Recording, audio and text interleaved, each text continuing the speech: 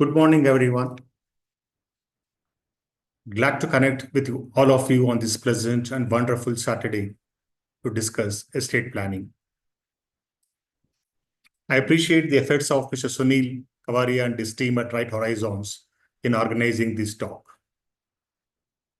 You might be asking yourself, why this talk on estate planning? We all need wealth to meet our basic needs and to live with a sense of security and stability. Wealth allows for comfort and convenience in life, providing access to better education, healthcare, and leisure activities. The significance of wealth is multifaceted, with its impact felt in every aspect of life. However, its true value often lies not just in accumulation of wealth, but also in protecting it for the future of family members whom you care. Why? Why we need to protect wealth for the future of our family members?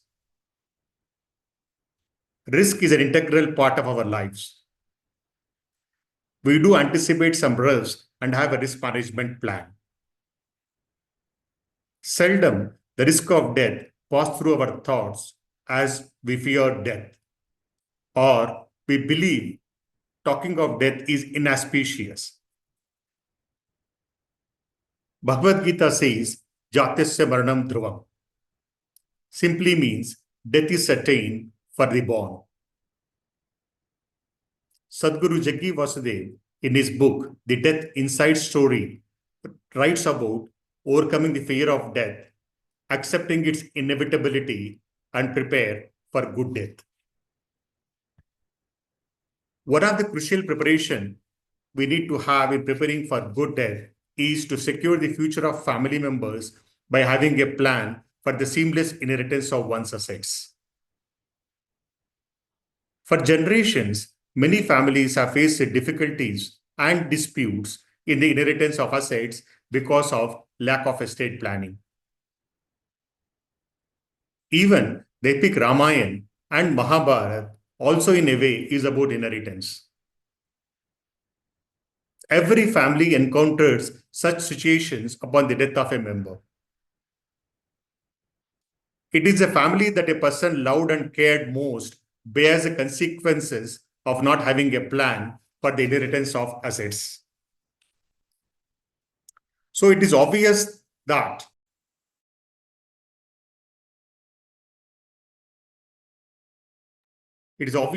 death is certain. We all are in a queue without knowing about it. Someone is ahead, someone is behind us. Ironically, this is the one queue no one would like to move forward by bypassing others. So when the day comes, we leave behind our assets, what we have accumulated in form of wealth. These assets could be the form of property like land and buildings, shares, bonds, and debentures, your bank deposits, mutual funds, personal assets like car, jewelry, furniture and fixtures, and so on.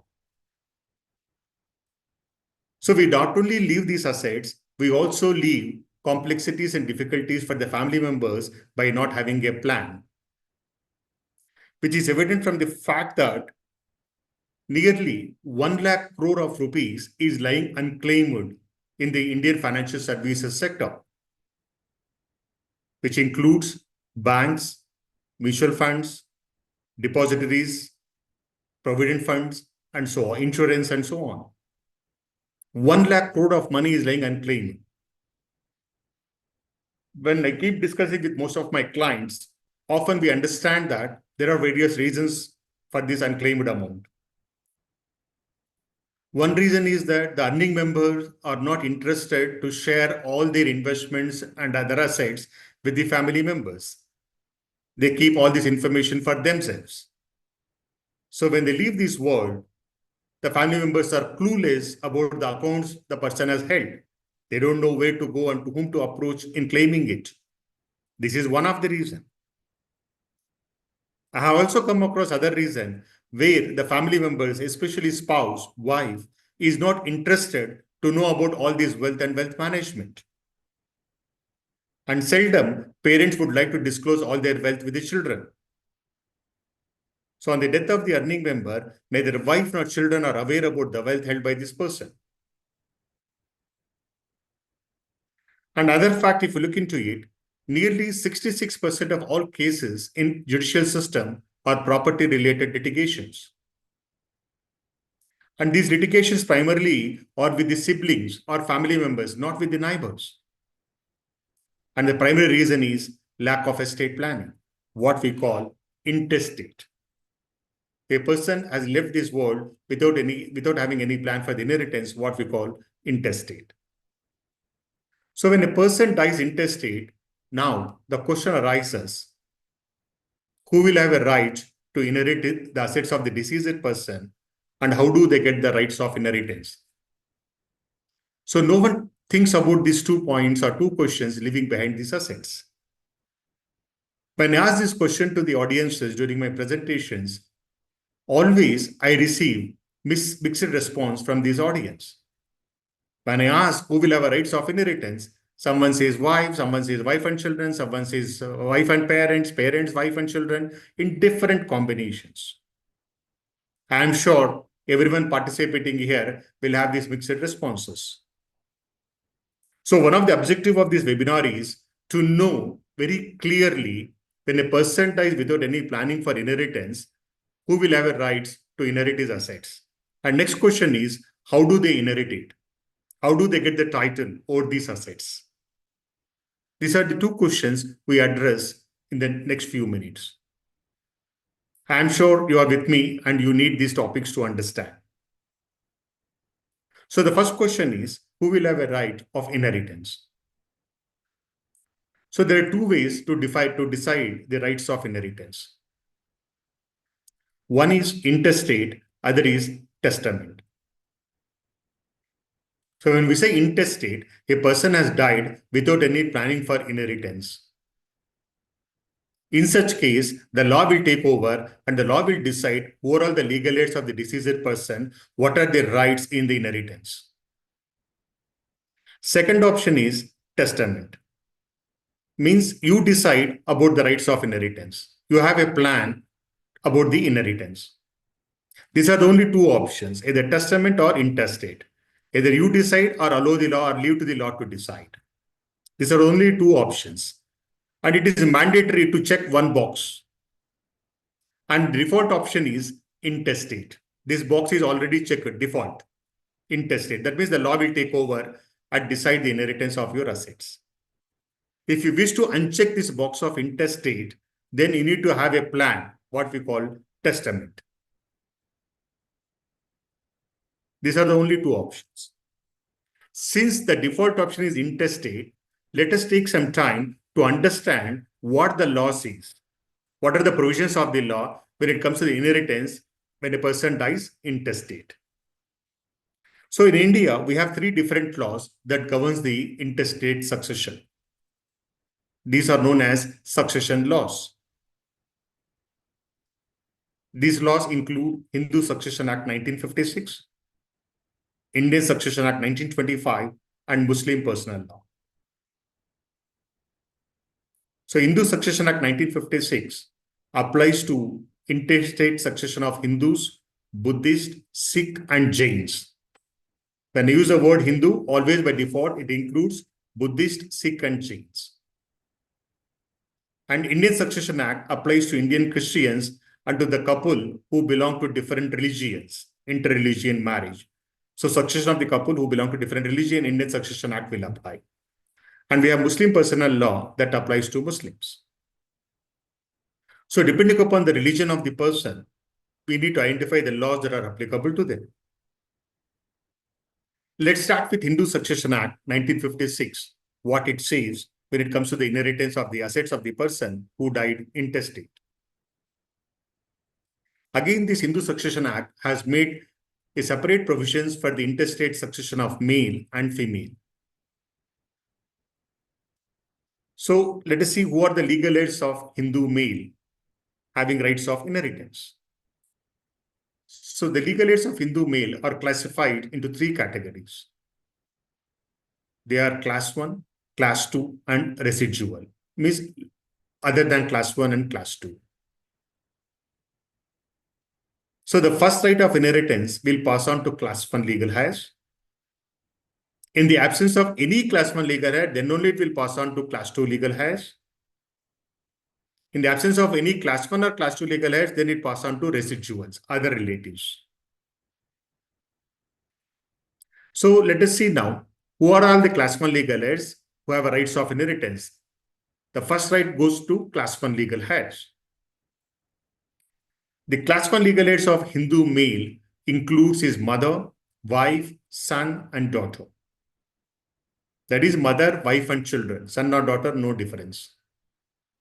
If I were to be Hindu, I have died without any estate planning.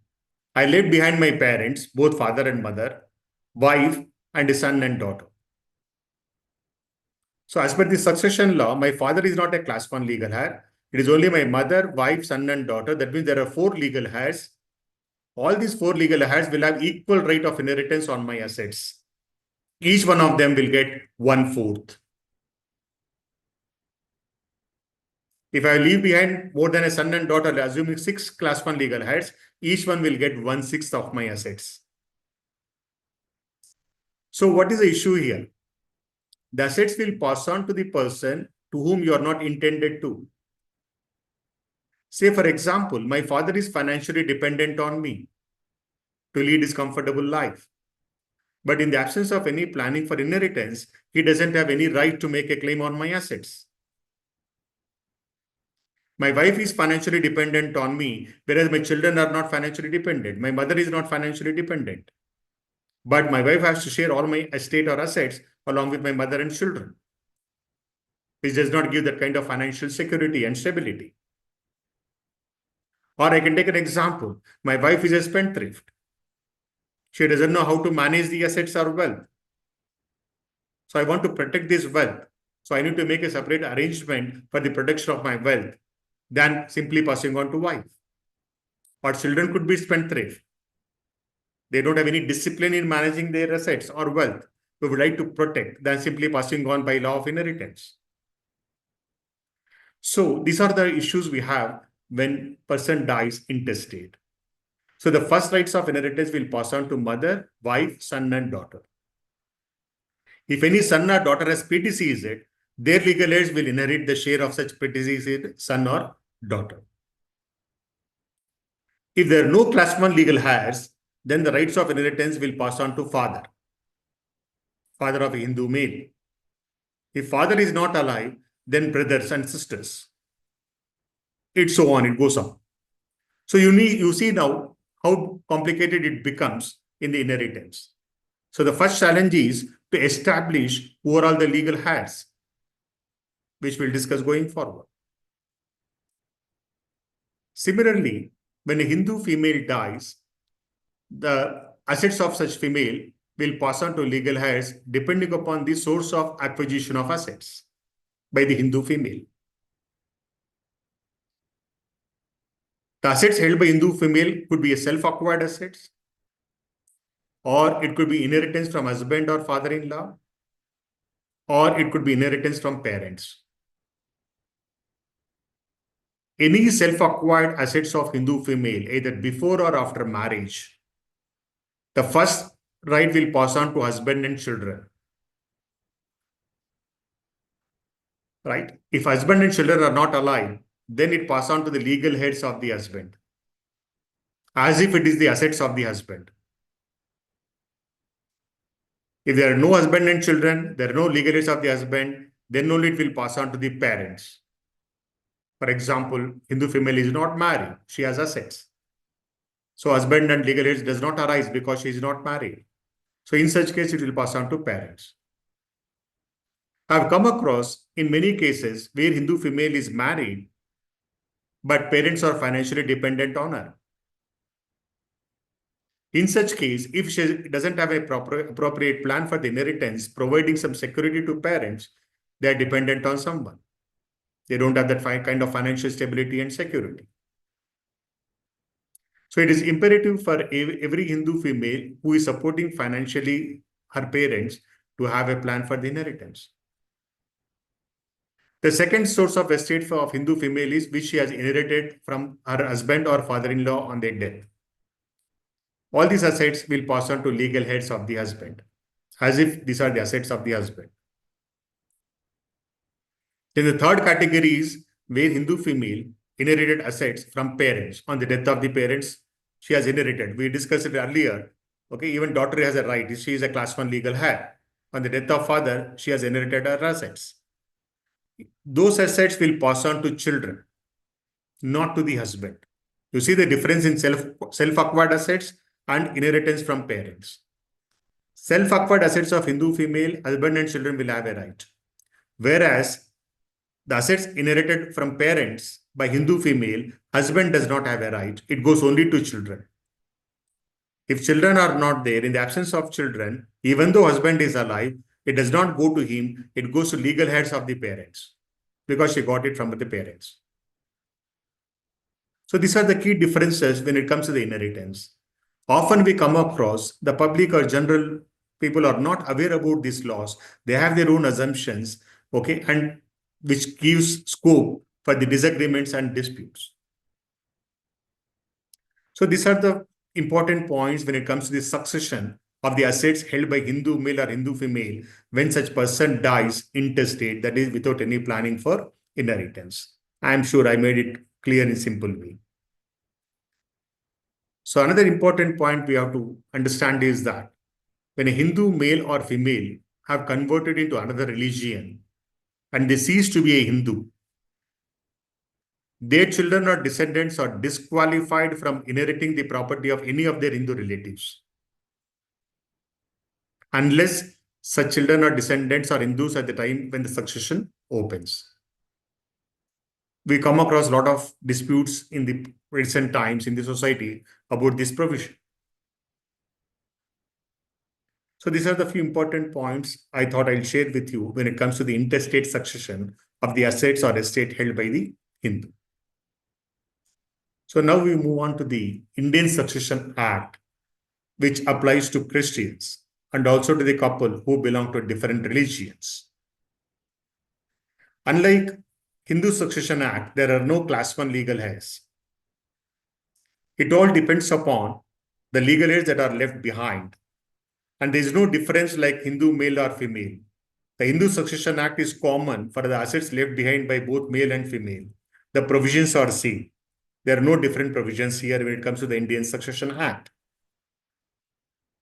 So when the Indian Christian, whether male or female, leaves behind widow and lineal descendants that are children or grandchildren, 1/3 will go to the surviving spouse and 2/3 will go to the descendants. Again, you see here, it's only 1/3 to the spouse, 2/3 to the children. Whereas spouse may be financially dependent on this person. Children are not financially dependent, but spouse will get only 1/3. Assuming if a person has left behind widow but no children, he has another relatives like parents, brothers and sisters. In such case, half of his estate will go to the widow and remaining half to the kindred, means who are relatives. So when it comes to the Christians, the first in the legal heirs are father, his father, and then mother and brothers and sisters. So half will go to spouse, half will go to father. If he has left behind only widow, then the whole the property will go to the widow. If the Indian Christian has left no descendants, not married, no spouse and children, then all his estate will pass on to father. In the absence of father, all his estate will pass on to mother, brothers and sisters equally. So again, in case of Indian Succession Act, it is very evident that the assets may not pass on to the intended beneficiaries. It may pass on to the persons to whom we would not like to. So even in case of Christians, it is recommended, it is inevitable that they need to have a planning for the inheritance.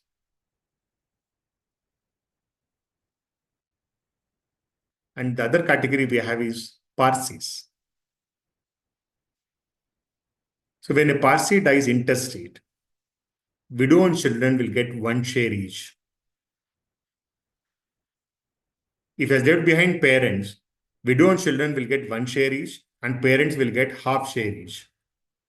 Parents together take one share, and widow and children each will take one share. So these are about the Parsis. And finally, we have Muslim personal law. So before we decide about the inheritance of assets of Muslims, there are certain charges on his assets. All the funeral expenses of Muslim shall be borne out of his estate. The first charge is funeral expenses. The next one is clearing of his debts or loans, including the mahar of wife. That is a promise made by the husband at the time of marriage to wife, if it is outstanding. And if a Muslim has made a will, distribute the assets in terms of will, and balance will go as per the laws of succession. Why it is when he has made a will? As per the Muslim law, a Muslim can bequeath only 1/3 of his assets in terms of will, remaining 2/3 should pass on as per the Muslim personal law. So the first charge will be funeral expenses, clearing of debts, and 1/3 bequest in terms of will. The balance will go to the legal heirs, and these legal heirs are classified into two categories. They are known as sharers and residuaries. So sharers are those who are entitled to a particular share of inheritance, whereas residuaries succeed to the residue after claims of sharers. This becomes a little complicated depending upon the legal heirs left behind by the Muslims. So these are the laws of succession when it comes to the Hindus, Christians, and Muslims. So ultimately, the underlying point is that the legal heirs in each of these succession laws are different. So here we have answered the first question, who will have a rights of inheritance? The law is very clear. If you don't understand, there could be the differences of opinions which leads to disagreements and disputes. But the law is very clear. So having understood who will have a rights of inheritance, the next, how do the assets will get transferred to the legal heirs when a person dies intestate? So one of the most known option is nomination. So nomination can be made on financial assets like bank deposits, mutual funds, demat accounts, and other financial assets. Whereas nomination is not possible in case of real estate, your gold, and other assets. But it's important for us to understand the effect of nomination. So when we make a nomination, we are identifying a person to whom these financial institutions can settle the amount and get discharged from their obligations and duties. Often courts have upheld that nomination is not an instrument or a tool to transfer the title over the asset. Nominee will receive the money as a trustee on behalf of legal heirs as per the succession law if the will is not made, or nominee will receive on behalf of the beneficiaries if the will is made. Being nominee itself will not give any beneficial interest or right on this money. So it's a very important aspect one need to understand. So, but only thing is that the benefit of nomination is it facilitates easy transmission of assets. In the absence of nomination, one need to have succession certificate. This succession certificate is issued by the district court, civil court. So we need to submit a petition to the district court listing the assets on which nomination is not made and seek the court's declaration identifying the successors to whom these banks and other institutions can settle the account. We also have a letter of administration again issued by the court, especially for real estate. And we also need to apply for legal aid certificate or family tree. which will identify the legal heirs of the deceased person, the members of the family of the deceased person. So these are the documents or instruments one need to have to make a claim on these assets for the transmission of these assets. But none of these instruments will give beneficial interest. They only receive as a trustee on behalf of legal heirs or beneficiaries under the will. And imagine the difficulties that one has to go through in getting this succession certificate or a legal aid certificate from court or government authorities, the time, the difficulty, the complexities, and the expenses involved. So transmission of assets will become complex and difficult. That's what I meant earlier, in the absence of any estate planning. Imagine now you own a property, how the title will get transferred without a plan for the inheritance. We need to go to the court or obtain legal aid certificate. So often we come across almost every family will have to undergo all these difficulties in making a claim on their assets. So these are the two aspects we have discussed. One is who will have a rights of inheritance, and the other is the instruments or documents that is necessary for the transmission of the assets. So ultimately, when a person dies intestate, it may open up the scope for the disputes among the family members in the inheritance. There are complexities in proving their right as a legal heir. There is uncertainty how much money or funds each member will get and when do they get. There are expenses in the inheritance like obtaining all these documents. The distribution of assets are out of control, not as per the needs and wishes of the family members. And there is a confusion. Often family members don't know where to start, whom to approach in getting this inheritance and transmission. So these are the issues that arises when a person dies intestate. Sunil, having covered this part of the topic, we may take or open up for some questions on this before we go to the next topic. Sure, sure.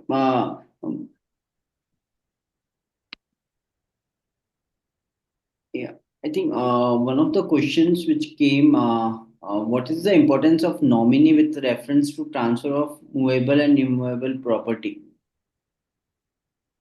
So movable properties, I take about like financial assets, mutual funds, shares in demat accounts, bonds and debentures, insurance, and so on. Okay.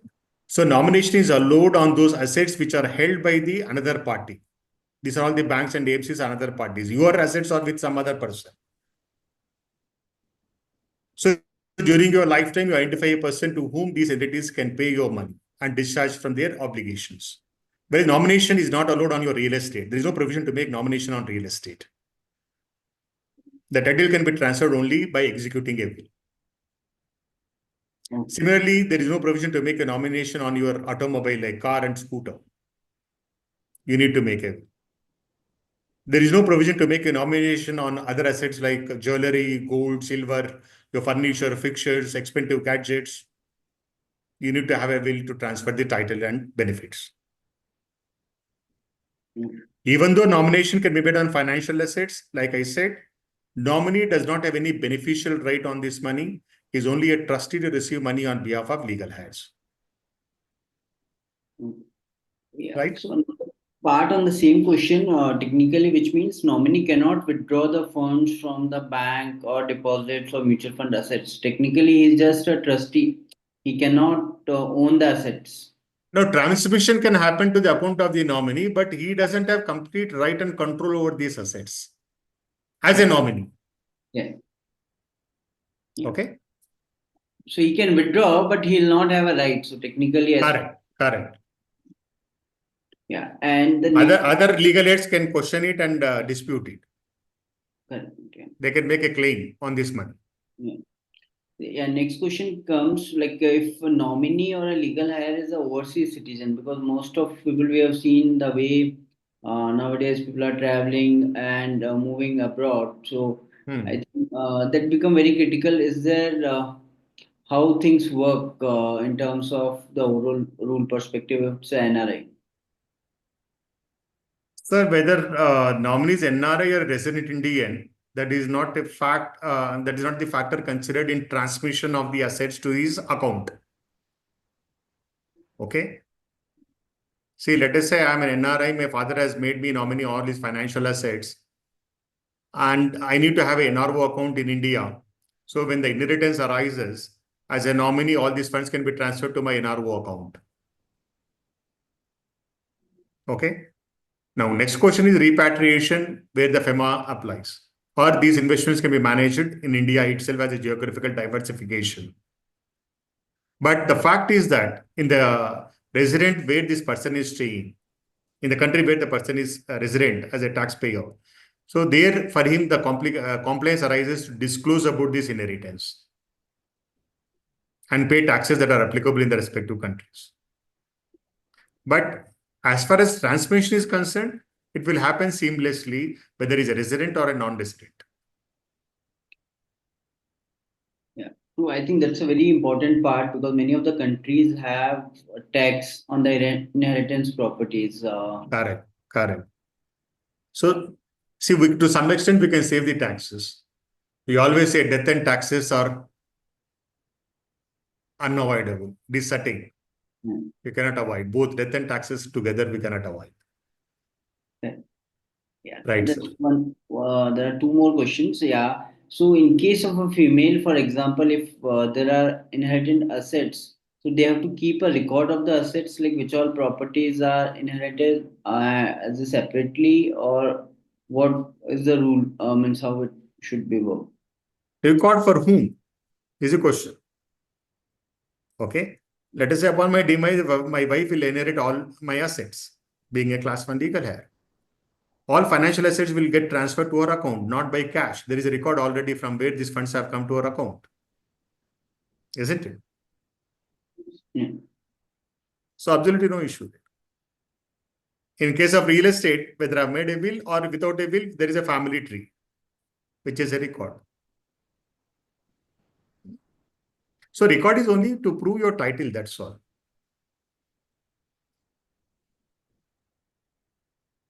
Right, sir, next. Yeah. Next, can society transfer flat or share in a society flat to the nominee in the absence of will in case of expiry of an intestate flat owner? So when it comes to the society, ordering the plan through the society, two things we need to look into it.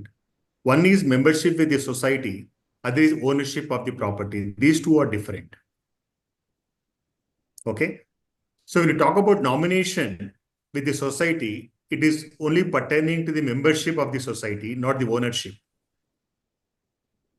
Even though the membership gets transferred in the name of the nominee, the ownership will get transferred on the provisions of the will if it is made or otherwise intestate succession. Legal aid certificate. Okay. So many misunderstand this that since share certificates are held by the nominee, he or she becomes the owner, okay, which is not correct. Yeah, so I'll take last question. One of a client where his extended family, single male, made a will, leaving his assets to his sisters and niece and nephews, duly witnessed. But when he died several years later, no will was found with his papers or with lawyer or CA, and no copies were taken by the witnesses. Will this become intestate by default, or will it hang somewhere in the air? Unless there is a document to prove that a person has executed a will, it is intestate. Okay. So will copy should be there, even somebody made it and get it witnessed also. But if copy is not there, then it How will. do you prove? Yeah. Isn't it? Yeah. Sure. I think now we'll move to the next part and then maybe even last. Absolutely. Sure. Having understood the provisions of intestate and the issues that arises with intestate, now we'll go to the next topic, the positive side, what we call estate planning. Now we'll see what are the benefits of estate planning and how we can overcome the effects of intestate. So what is this estate planning? Is primarily having a plan for the inheritance of one's assets. Okay, that is what is estate plan. The tools we use in estate planning is will, family trust, and power of attorney. Each of these instruments are for different purpose and objectives. They don't compete with each other. If you look into it, the will is primarily required for the transfer of assets after the demise of the person.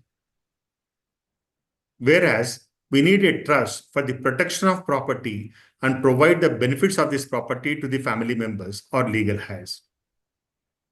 And finally, we have power of attorney for the management of one's property. So will is for the transfer of assets, trust is for the protection of assets, and power of attorney is for the management of assets. So now if you ask me which is required, which is better, there is no one common answer. It all depends upon the circumstances of the family members. There are cases where a person needs will, trust, and power of attorney, all the three. Yes, there are cases where the will would suffice. There are cases where will is not beneficial, one should have a trust. So which is the right instrument to choose? That is where an estate planner plays a very important role in having a consultation and counseling, understand or uncovering the needs of the family members and identifying the appropriate plan for him for the inheritance. So is where the role of estate planner has significance. So who needs a will? Or before that, let's understand what is a will. A will is nothing but a document written by a person identifying himself and his assets and legal heirs and making a declaration who will have a rights to inherit his assets. A will comes into force only after the death of the person who has made it, we call testator. So many have misunderstanding or a myth that once they make a will, they lose control over their assets, which is wrong. A will can be modified or changed at any time during the life of the person. The assets shall not pass on immediately on execution of will. The will is valid and can be executed only after the death of the person. So in terms of will, we can transfer any kind of assets, movable, immovable, and any other assets can be transferred in terms of will. And one question that often arises is registration of will. Is it necessary? Registration of will is optional, but it is recommended to register the will. Like Sunil, you said will is made, signed by the witness, but document is not available. So in these kind of situations, if the will is registered, always there is a provision for us to go to sub-registrar's office and get the copy of the registered will. So when the will is registered, this is advantage we have, number one. Number two, it is also proven it also proves the identity of the person who has executed the will. When the document is registered, the government official, that is registrar of the office, has identified the person through KYC and registration has completed. So identity is proven. So it's difficult to challenge when the will is registered. But underlying point is that registration of will is optional. So when the option is given, it is always better to choose the right option. So if you ask me the right option, my opinion is registered the will. So who need it? Do you need a will to make it? If your answer is yes to any of these listed points, yes, you need a will to make. If you own any real estate, you need to make it. Single parent with minor child or children, you need to make a will. If your spouse or parents or any siblings are financially dependent on you, you need a will. A person is suffering from critical illness, needs a will. Couple with no children, to whom their assets should pass on, they need a will. A family member with specific needs. In all these cases, a person needs a will. Otherwise, there are complexities. Let us say owner of real estate. I own a property. The proof of ownership is the sale deed registered in my name. And I don't make a will and pass away. Whose name can be replaced in the sale deed? and how it can be replaced. It becomes very difficult and complex for the family members. So there is a need to prove what all the legal heirs. So by making a will, identify myself, my family members, my legal heirs, my property, and declaration I made that after my life, the property what I own will pass on to my wife. There is a clear, unambiguous transfer of title over the asset. Me being a single parent with minor child or children, if something happens to the single parent, who will look after the assets left behind for the minor child or children? So we can make a provision to protect and safeguard the financial security of these married children by making a will. In the will, we can also appoint a guardian. Otherwise, court will take a decision in appointing the guardian. So you decide or allow the court to decide. Third one is financially dependent. My parents are financially dependent on me. If I don't make a will, along with my family, my wife and children, my parents have to inherit, which may not be sufficient. And my father doesn't have a right if I leave behind my mother, my wife and children. So these are the reasons why one should need a will. So think about it, having a will, and make a will for your assets to ensure that financial security for your loved and cared family members. So other instrument we have in estate planning is to have a trust. So a trust is a relationship between the three parties, where property is held by one party for the benefit of another party. So as we discussed, a will is for the transfer of assets which takes effect after the death of the person, whereas trust is for the management of one's assets. So in case of trust, there are three parties. One we call author or grantor of the trust. The second one is beneficiary, and third one is trustee. So author or grantor transfer the assets or property to the trust, which will be managed by the trustees, and the benefits of this asset will be passed on to the beneficiaries. That's what I said. It's a relationship where property is held by one party, that is trustees, for the benefit of another party, that is beneficiary. So why we need a trust? When a person himself is not capable of managing one's wealth. Today we come across senior citizens because of their health and age-related issues. They are not able to manage their assets. Children are abroad. So one of the options is to have a trust for them. Single parent with minor child or children, again here. Even if you make a will and leave behind the assets to minor children, they being a minor does not have a capacity to enter into a contract, to open the bank accounts, to manage the investments. So in such case, a trust can be created where the trustees will manage on behalf of the children. Parents with special child or children, because they are not capable of managing their assets because of their special situation. To provide financial security for spouse and children, especially businessmen, self-employed, okay, where their business fortunes are fluctuating, to provide some kind of stability and security to the family, they can think of having a trust and pass on a part of their estate or wealth to the trust.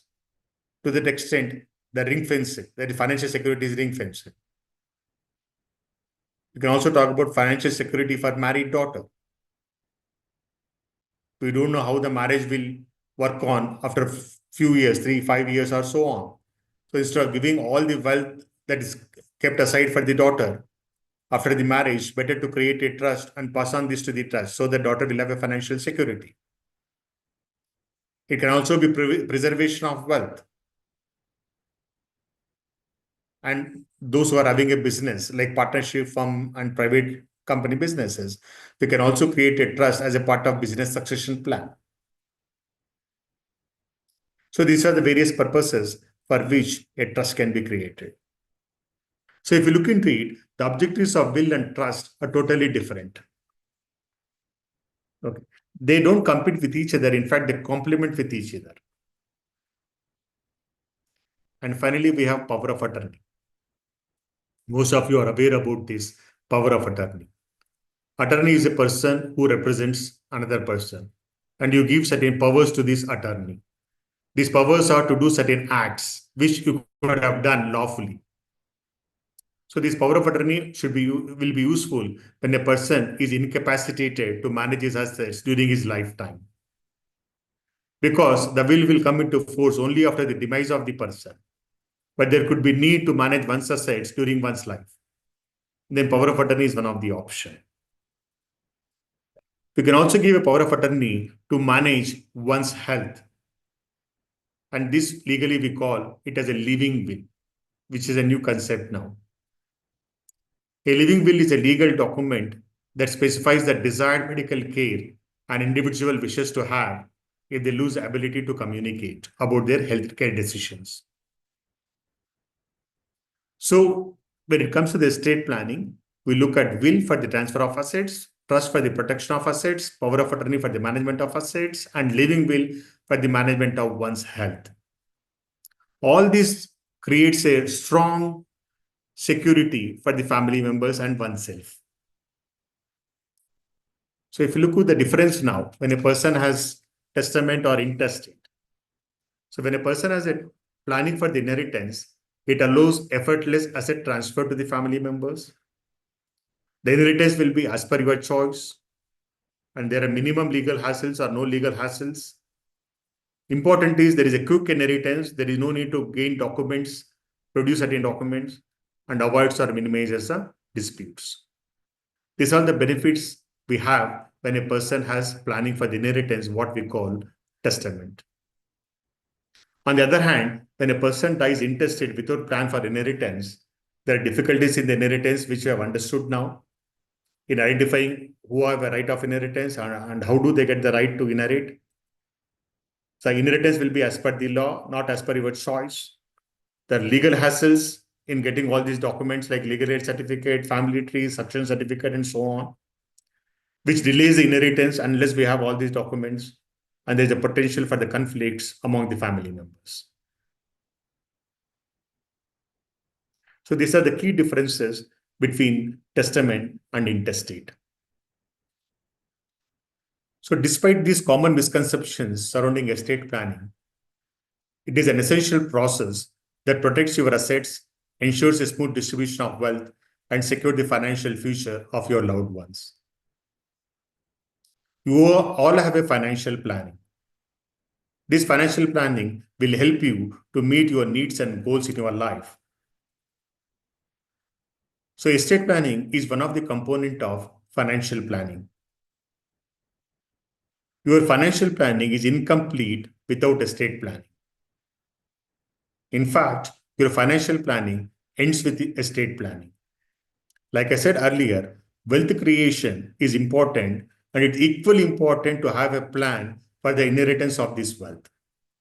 Otherwise, your wealth does not have any significance. So an informed decision is made when individuals have gathered all relevant information about a particular topic. It involves evaluating potential outcomes, benefits, and risks of each option before selecting the one that best suits to your needs. I believe that this webinar has given you the relevant information to make an informed decision to protect and to provide the secure and stable financial future for your family members and loved ones.